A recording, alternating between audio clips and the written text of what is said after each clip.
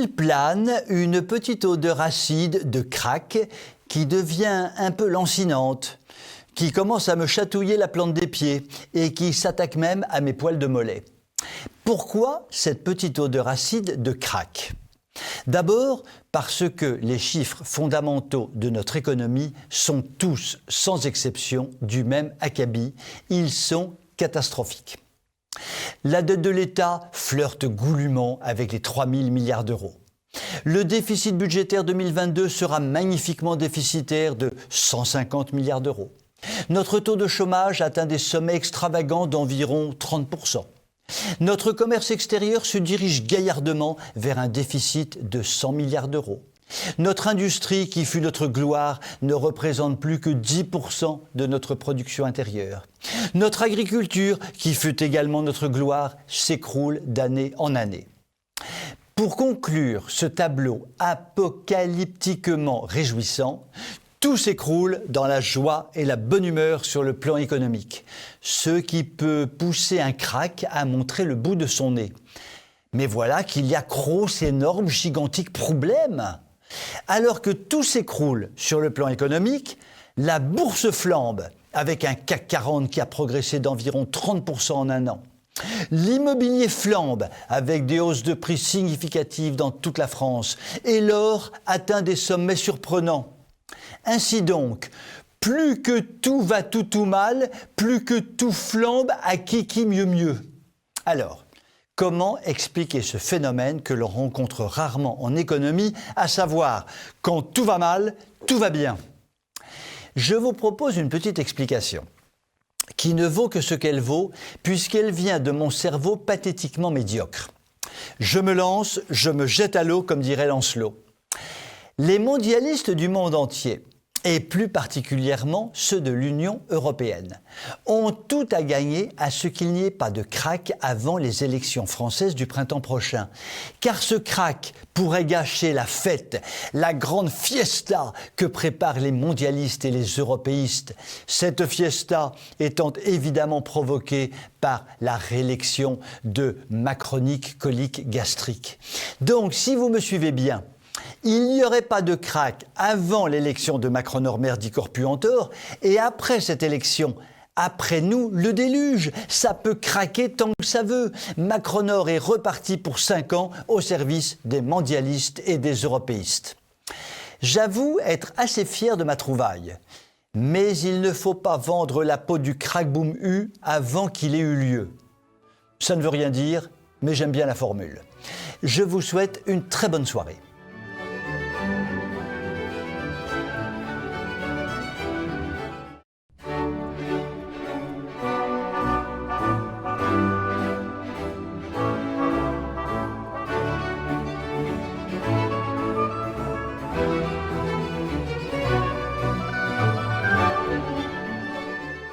Il y a bien longtemps, un demi-siècle environ, que Sciences Po Paris a entamé une dérive qui fait que l'ancienne prestigieuse école est devenue un repère islamo-gauchiste dont le but affiché est de lessiver le cerveau de jeunes étudiants, préparés à cette grande lessive par la grande lessiveuse qui est devenue l'éducation nationale. Sciences Po Paris, porte finalement assez bien le surnom dont elle est affublée, Sciences Port. Dénomination amusante lorsque l'on sait que l'école est totalement islamophile, alors que les islamophiles ont une haine recuite pour ce malheureux cochon qui n'a jamais rien demandé à personne et grâce auquel nous pouvons consommer de si bons saucissons et des jambons tellement délicieux. Malheureusement, Sciences Po Paris a essaimé en province et sa progéniture n'est guère reluisante. Le chef de file de la catastrophe s'intitule Sciences Po Grenoble, qui n'en finit pas de déclencher des polémiques absurdes sur fond de gauchisme revendiqué, d'islamophilie totale et de wokisme en veux-tu, en voilà. L'Institut grenoblois a peut-être déclenché la polémique de trop en mettant à pied un brillant professeur qui tentait de stopper sa dérive suicidaire. Il en est résulté une polémique nationale, se traduisant notamment par la suspension de tout financement de l'Institut par la région Rhône-Alpes. Laurent Wauquiez a supprimé d'un trait de crayon les 100 000 € alloués chaque année à l'institution. Il a immédiatement eu le soutien d'Éric Zemmour et de Marine Le Pen, et l'affaire a évidemment aussitôt pris une tournure nationale. La question qui se pose est finalement très simple. Des instituts comme les Sciences Po, un très grand nombre d'universités en France, un nombre croissant de grandes écoles, prestigieuses ou pas, peuvent-elles continuer à lessiver les cerveaux des étudiants qui leur sont confiés en développant un enseignement fondé sur une idéologie gaucho, bobo, écolo, islamophile, enseignement d'autant mieux admis par les étudiants que ces derniers arrivent dans ces établissements sans la moindre colonne vertébrale. Telle est la question de fond. L'institut créé par Marion Maréchal à Lyon, dénommé l'ICEP, est une réponse à la question. Ce que Marion appelle le Sciences Po de droite a pour objectif de faire un contrepoids à cet enseignement supérieur gauchiste. Mais une fois de plus, il s'agit de la lutte de David contre Goliath. Ne l'oublions cependant jamais, le tout petit David a mis à terre en son temps le gigantesque Goliath. Je vous souhaite une très bonne soirée.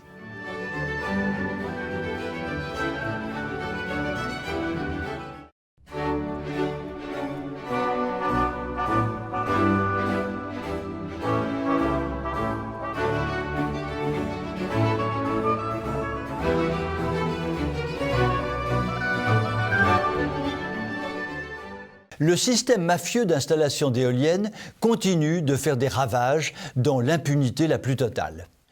Que les éoliennes ne servent à rien, soient particulièrement anti-écologiques, massacrent les paysages français, mécontentent une très grande partie de la population et tant d'autres choses encore, la machine infernale est lancée à grande vitesse et rien ne semble pouvoir l'arrêter pour le plus grand, pour l'immense profit des concepteurs et réalisateurs de ces machines diaboliques. Dans le genre « je détruis tout et c'est parfait comme ça », l'installation d'une forêt de 22 mâts, d'une hauteur vertigineuse dans le site varois magnifique de la montagne Sainte-Victoire a l'air tout de même de faire tousser les élus et les habitants de cette région. Un récent sondage révèle effectivement le rejet de ces monstres d'acier par une très large majorité de personnes interrogées. Cela dit, le problème est à chaque fois le même. L'environnement tousse parfois très fort, tousse quelquefois jusqu'à s'en étrangler, ce qui d'ailleurs peut se soigner très rapidement avec de l'hydroxychloroquine, mais le système éolien dictatorial a fait sienne une devise bien connue, les chiens aboient, la caravane passe. Les chiens qui aboient, ce sont tous ceux qui s'agitent, qui protestent, qui manifestent. Ce sont des associations environnementales, des élus n'ayant pas touché de pot de vin, des personnalités comme Stéphane Bern ou Fabien Bouglet, des économistes renommés qui démontrent la vacuité du système éolien, des médecins qui attirent l'attention sur le danger des éoliennes sur la santé humaine ou la santé animale, etc. Tous ces chiens délicieux aboient vigoureusement, mais sans grand succès.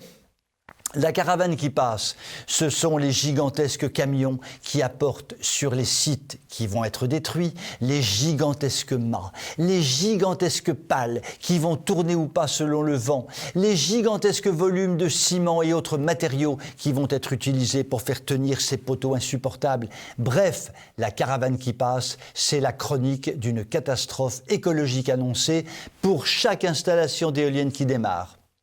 La question que tout le monde se pose est simple. Cela va-t-il changer après les élections présidentielles ? Certains candidats, comme Marine Le Pen ou Éric Zemmour, veulent mettre un terme à la folie éolienne. D'autres, comme Tonton Macron ou Mamie Vali, veulent continuer le massacre pour des motifs qui peuvent être problématiques, car ils peuvent dégager une désagréable odeur de conflit d'intérêts. Sur le sujet de l'éolien, et comme finalement sur tous les autres sujets, les élections présidentielles auront de l'importance pour le redressement futur de la France ou pour son écroulement définitif. Je vous souhaite une très bonne soirée.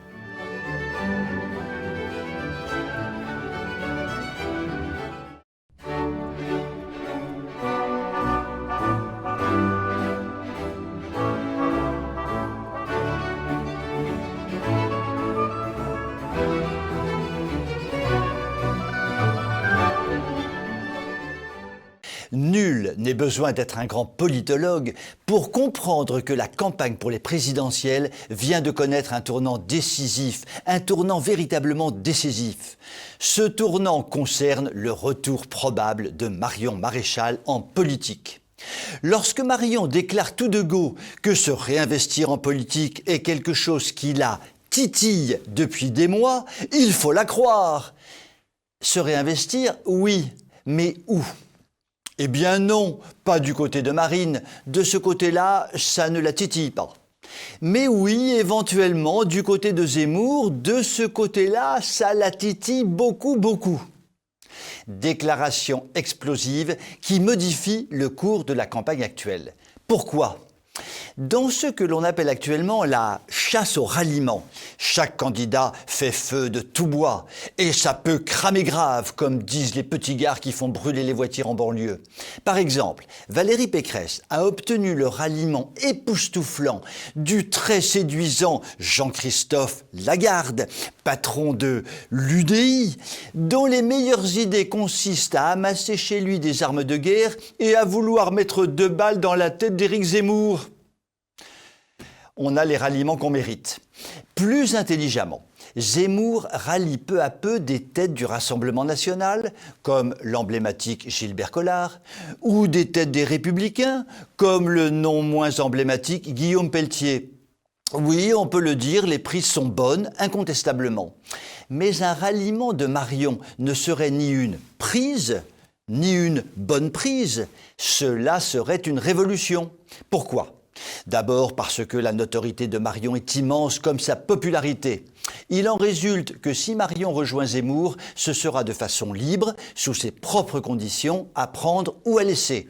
Il est fort probable que Zemmour se pliera avec bonheur aux conditions de la très volontariste Marion. Ensuite, au moment où Macron descend peu à peu dans les sondages et où Zemmour, Le Pen et Pécresse se tiennent dans un mouchoir de poche, la déflagration Marion risque de changer fondamentalement la donne en faisant bondir Zemmour dans les intentions de vote. Car Marion, jeune femme de fer, sait communiquer avec une grande douceur et empathie et avec un profond respect pour ses interlocuteurs, quels qu'ils soient. Quel atout exceptionnel dans la campagne de Zemmour. Pour Macron, cette arrivée fracassante de Marion dans la campagne lui promet des nuits blanches à répétition, des poussées d'urticaire sur les doigts de pied et une calvitie précoce, car l'éventualité d'un ticket Zemmour-Marion se traduirait très probablement par un second tour Zemmour-Macron. Et alors, nous pourrions assister avec gourmandise à un débat au cours duquel nous assisterions en direct à l'écrasement du Manuchon, ce qui pourrait sonner la fin de la vie politique du grand déconstructeur qu'il aura été. Zemmour chamboule tout le jeu politique depuis 6 mois. Marion peut chambouler tout le jeu politique dans les 8 semaines à venir. Ce grand jeu de chamboule-tout nous promet une fin de campagne bourrée de surprises. Et moi, ça me titille grave de voir la suite. Je vous souhaite une très bonne soirée.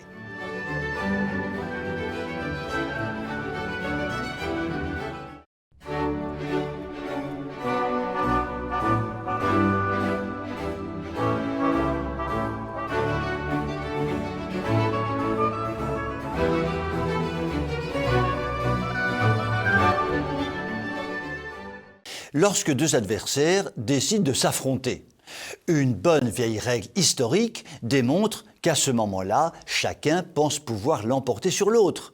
Madame, oui, quoi, c'est du bon sens. On ne va quand même pas vouloir se battre en se disant que le combat est perdu, sauf à être masochiste ou s'appeler Taubira. Et pourtant, dans le duel qui oppose actuellement Biden et Poutine au sujet de l'Ukraine, cette règle n'est peut-être pas applicable en l'état, car le duel engagé entre les 2 hommes est tout à fait particulier. Poutine, en joueur d'échecs d'exception, a massé des troupes à la frontière de l'Ukraine. Sa stratégie est simple et concerne essentiellement les États-Unis. Il entend montrer à la puissante Amérique que la Russie n'en a pas peur. Même pas peur. Accessoirement, il entend intimider les Européens, qui sont manifestement complètement dépassés par la situation qu'il a créée. Petit retour en arrière. Le mur de Berlin s'écroule le 9 novembre 1989 et cet écroulement est bientôt suivi de l'explosion de l'URSS. Les pays dits de l'Est retrouvent alors leur indépendance. Le chancelier de la République fédérale allemande, Helmut Kohl, mène une guerre diplomatique éclair à l'allemande.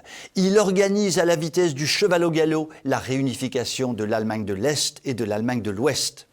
La Russie s'incline en ne posant qu'une seule condition: que les pays de l'Est ayant retrouvé leur indépendance ne menacent pas la sécurité de la Russie en installant des bases militaires puissantes à sa frontière. Les pays occidentaux acceptent cette demande et la réunification des deux Allemagnes peut donc se réaliser. En son temps, De Gaulle avait dit qu'il aimait tellement les Allemands qu'il préférait deux Allemagnes. Tant pis pour De Gaulle, il n'y en aura plus qu'une. Or, et c'est là que tout se complique, depuis une vingtaine d'années, l'OTAN ne cesse de construire des bases puissantes aux frontières de l'URSS. Le pacte initial passé entre la Russie et les Occidentaux est gaillardement piétiné par ces derniers. Il ne faut rien comprendre à Poutine pour penser que celui-ci laisserait faire sans réagir, ce qui s'apparente à une bonne grosse forfaiture toute dodue. L'opération que Poutine mène à la frontière de l'Ukraine se résume donc très simplement. Le président russe souhaite que la Russie possède une zone d'influence à ses frontières. Il veut un système identique à celui qu'ont mis en place les États-Unis, qui, par le biais de l'OTAN, exercent une influence déterminante sur l'Europe occidentale. C'est tout. C'est tout simplement du donnant-donnant. Comme toujours, Poutine, en remarquable joueur d'échecs, masse des troupes à sa frontière pour intimider. Profère au second degré, mais aussi au premier degré, des menaces sur le gaz qui alimente l'Europe occidentale. Sous-entend que la puissante Chine ne lui est pas opposée. Il utilise donc tous les moyens à sa disposition pour faire valoir les intérêts de son pays. Il agit comme un véritable chef d'État, comme l'anti-Macronor Merdator. Faut-il le lui reprocher? Or, qui trouve-t-il en face de lui? Une Europe exceptionnellement faible, qui pour lui ne compte pas, mais surtout un président américain, le président de la première puissance militaire mondiale, totalement absent, déconsidéré, lamentable. Décidément, Poutine sait abattre ses meilleures cartes au meilleur moment, au moment où Biden ne représente presque plus rien. N'est pas grand chef d'État qui veut, comme le sait trop bien Macronor Crocetteror. Je vous souhaite une très bonne soirée.